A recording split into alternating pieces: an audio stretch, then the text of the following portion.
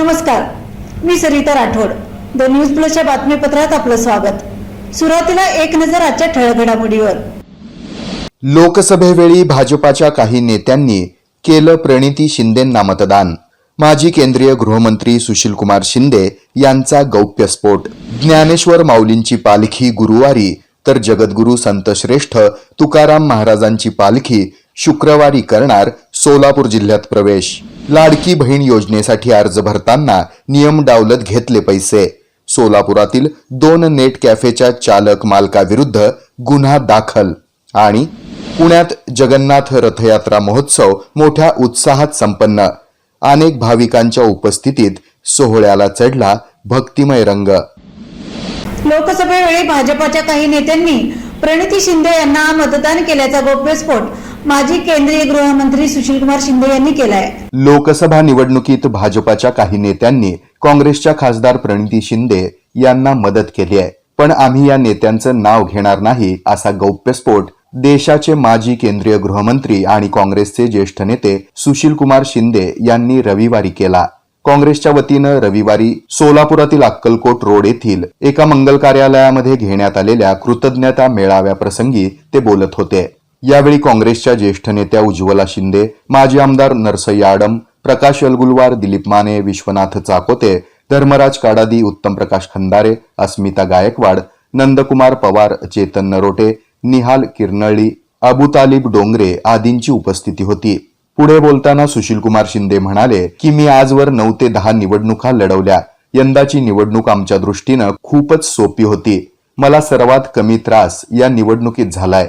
विरोधी पक्षाचे लोक निवडणुकीमध्ये पैसे वाटप करत असल्याच्या तक्रारी आमच्यापर्यंत आल्या होत्या, मात्र आम्ही त्याकडे दुर्लक्ष केलं, त्याची पर्वाही केली नाही, कारण यावेळी जनता आमच्या सोबतच होती.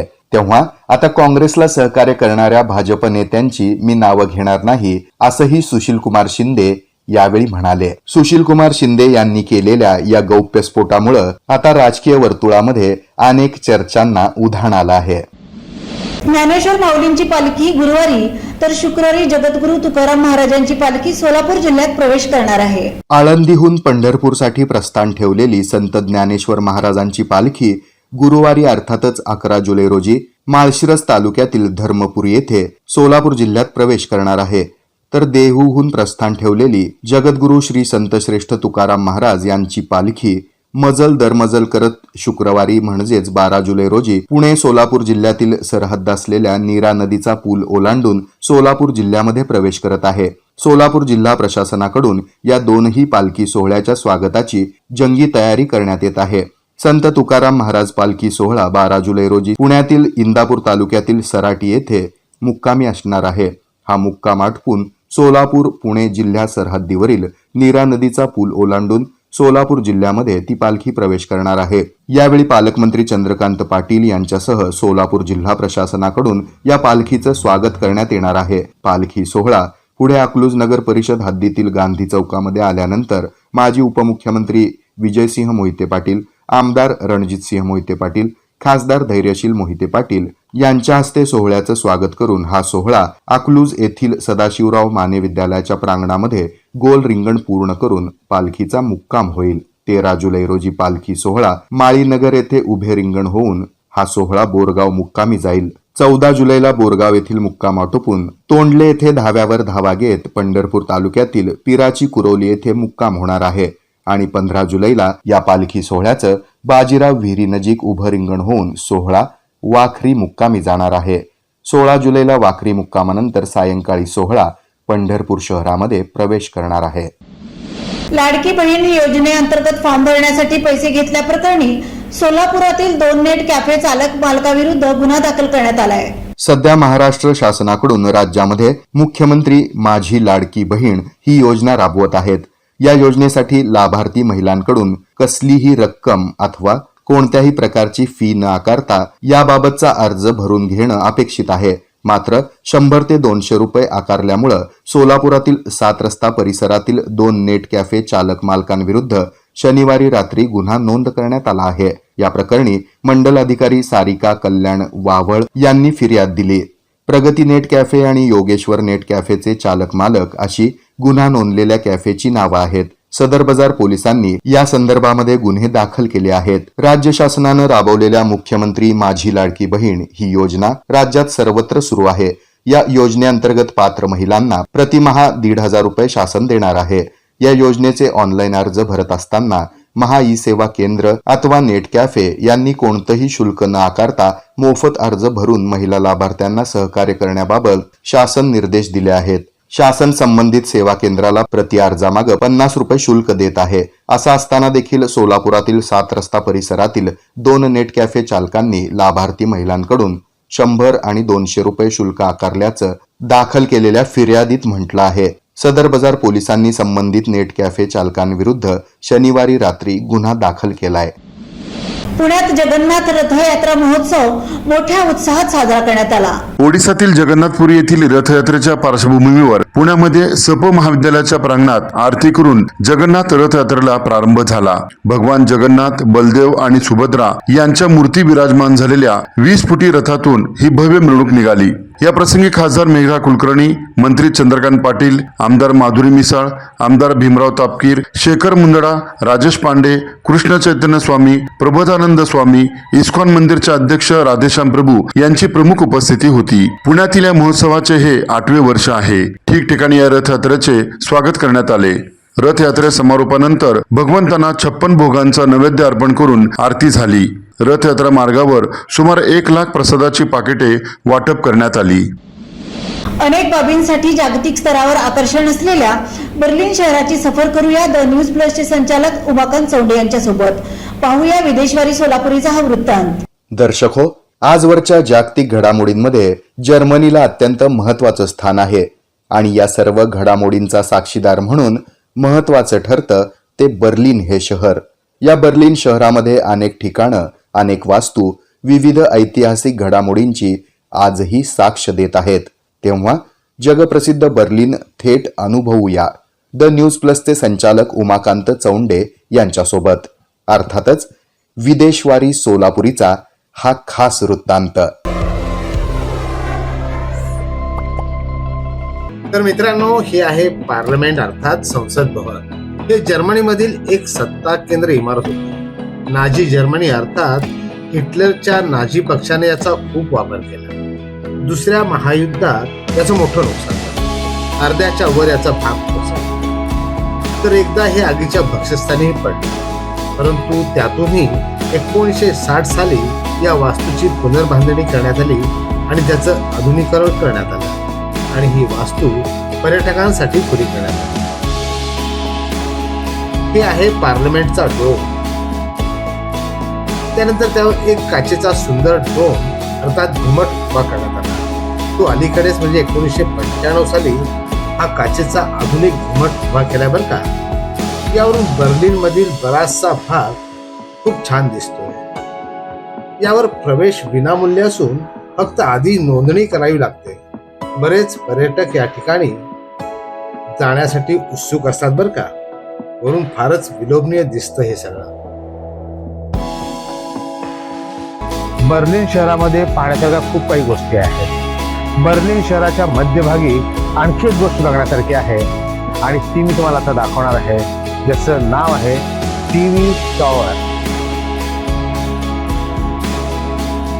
बर्लिन टीव्ही टॉवर हे बर्लिन मधील खूपच प्रसिद्ध असे ठिकाण आहे बरं का. याची उंची 410 फूट असून बर्लिनचा ट्रेडमार्क म्हणून याचा सध्या वापर केला जातोय. याच टॉवरवरून रेडिओ टीव्ही फ्रिक्वेन्सी सोडले जातात आणि संपूर्ण बर्लिन शहराचं मनोरंजन होत आहे. बर्लिनच्या या अलेक्झांडर या महत्वाच्या चौकात हे जागतिक घड्याळ अर्थात वर्ल्ड वॉच असून जगभरातील तब्बल 148 देशांची वेळ एकाच वेळी हे घड्याळ दाखवतात. 1969 मध्ये याची उभारणी केली. भारतातील सांची येथील स्तूपाच्या बाहेर असलेल्या गेटची प्रतिकृती आता तुम्ही माझ्या मागे पाहताय. होय, ही आपल्यासाठी खूप आनंदाची गोष्ट आहे. जर्मन देशात मध्ये बर्लिन शहरामध्ये ही भारतीय प्रतिकृती पाहतानाच खरोखर ऊर भरून येतोय. मित्रांनो, हीच आहे ती सांची येथील स्तूपाच्या बाहेर असलेली प्रतिकृती.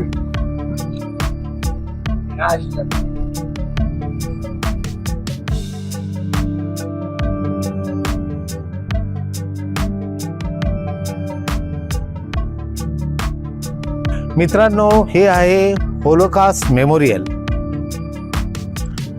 ज्यू लोकांच्या स्मरणात बांधलेलं हे संस्मरणीय असं होलोकास्ट मेमोरियल. नाझी सरकार अर्थात हिटलरनं ज्या ज्यू लोकांना बळी दिलाय त्यांच्या स्मरणात बांधलेलं हे आहे होलोकास्ट. बर्लिन शहराच्या मध्यभागी असलेले हे होलोकास्ट आपण पाहतोय. त्यांच्या स्मरणात बांधलेले होलोकास्ट आहे. लाखो लोकांचा बळी गेलाय, पण इथं हजारो प्रमाणात हे बांधले केवळ त्यांच्या स्मृतीसाठी. येथे घेऊया अल्पशी विश्रांती. तेव्हा पाहत रहा द न्यूज प्लस, बातम्या प्लस बरंच काही. ममता रेडी में दे रहे हैं कुछ अनोखे वैरायटी जो हमने हमारे शहर में देखे ही नहीं थे.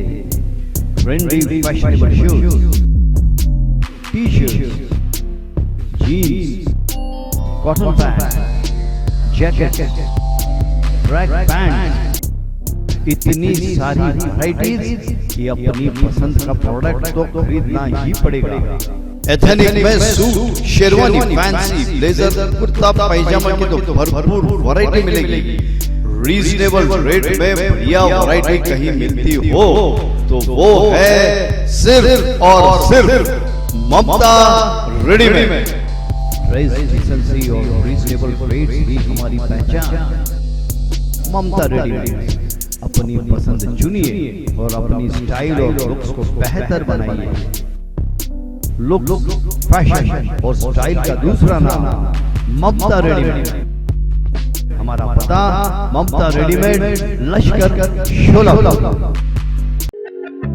साई स्वाद, टेस्टी खाद्य पदार्थांची जर आठवण आली, जिभेवर रेंगाळणार एकच अप्रतिम नाव साई स्वाद. क्वालिटी असू देत किंवा क्वांटिटी, एकच नाव साई स्वाद. स्वाद पाव भाजीचा असो किंवा शुद्ध शाकाहारी राईस प्लेटचा, पंजाबी डिशेसचा असू देत किंवा भेळ पाणीपुरीचा, विविध प्रकारच्या चमचमीत खाद्य डिशेस फक्त आणि फक्त साई स्वाद येथेच. सर्व स्नॅक्स व जेवणाचे पार्टीजच्या ऑर्डर्स पण आम्ही स्वीकारतो. आमचे सर्व्हिस ठिकाण Sai Swad, south Indian and veg Chinese centre, Sushi Nagar, Bharatiya Vidyapeeth जवळ, विजापूर रोड, सोलापूर. साई स्वाद कॅफे अँड रेस्टॉरंट, ITI जवळ, विजापूर रोड, सोलापूर. साई स्वाद पावभाजी व स्नॅक्स सेंटर, ITI जवळ, Vijapur road, Solapur. Contact mister Sadiq Nadaf 9850113464. Mister Ganesh Sawant 9420090005.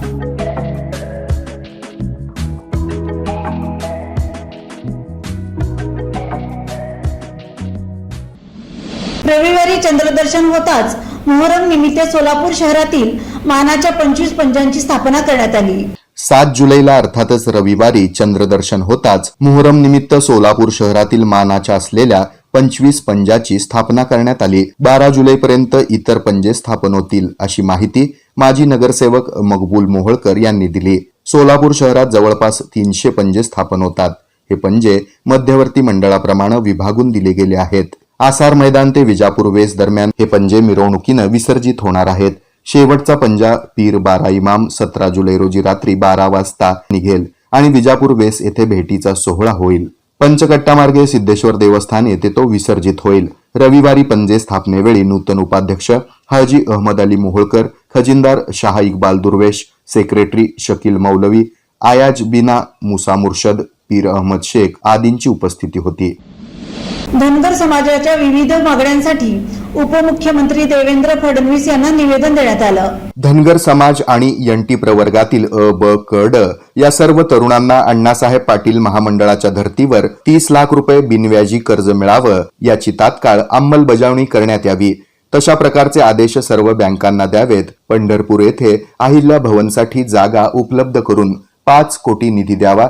या प्रमुख मागण्यांसाठी विधान भवनातील उपमुख्यमंत्री यांच्या कार्यालयामध्ये महाराष्ट्र राज्याचे उपमुख्यमंत्री देवेंद्र फडणवीस यांना धनगर समाज बांधवांच्या वतीनं निवेदन देण्यात आलं.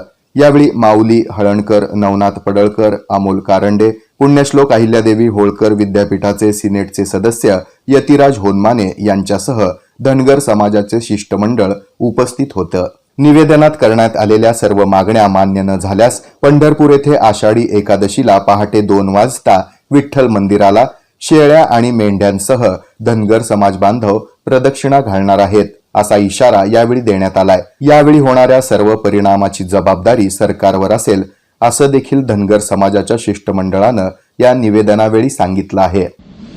पालिकेतील सर्व कर्मचाऱ्यांना कॅशलेस मेडिक्लेमची सुविधा पूर्ववत मिळावी यासाठी कामगार कृती संघटनेच्या वतीने ठिय्या आंदोलन करण्यात आलं. कामगार नेते अशोक जानराव यांच्या नेतृत्वाखाली सोमवारी सोलापूर महापालिकेच्या आवारात आंदोलन करण्यात आलं.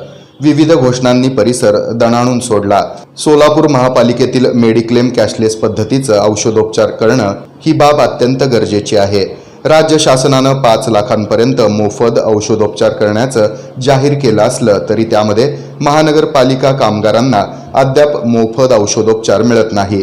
त्यामध्ये अनेक त्रुटी आहेत. स्वतःजवळील पैसे खर्च करण्याची कामगारांची ऐपत नसते. केवळ पैशाअभावी उपचार मिळत नाहीत. कामगारांना अशा वेळी जीव गमावण्याची वेळ येते. तेव्हा या दोनही योजनेऐवजी कामगार कर्मचारी अधिकारी यांना औषधोपचारासाठी कॅशलेस पद्धतच योग्य आहे. त्यामुळं औषधोपचारासाठी कॅशलेस पद्धत सुरू करावी. औरंगाबाद खंडपीठानं लाड कमिटीवरील स्थगिती उठवल्यानं लाड कमिटीमध्ये पात्र वारसदारांना तात्काळ नियुक्तीपत्र द्यावी. 6 एप्रिल 1995 नंतरच्या बदली, रोजंदारी कामगार आणि वाहन चालक यांना सेवेत कायम करण्याचा दुरुस्त प्रस्ताव नगर विकास विभागाकडे त्वरित पाठवावा.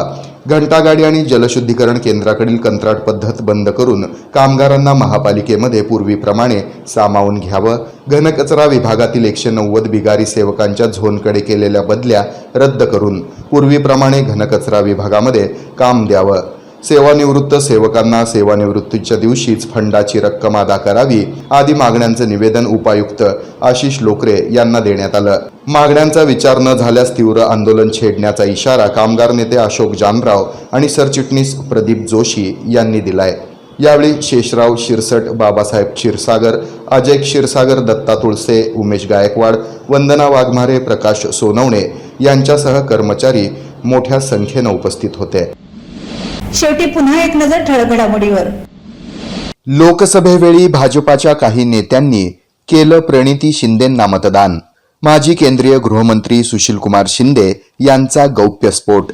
ज्ञानेश्वर माऊलींची पालखी गुरुवारी तर जगद्गुरू संतश्रेष्ठ तुकाराम महाराजांची पालखी शुक्रवारी करणार सोलापूर जिल्ह्यात प्रवेश. लाडकी बहीण योजनेसाठी अर्ज भरताना नियम डावलत घेतले पैसे.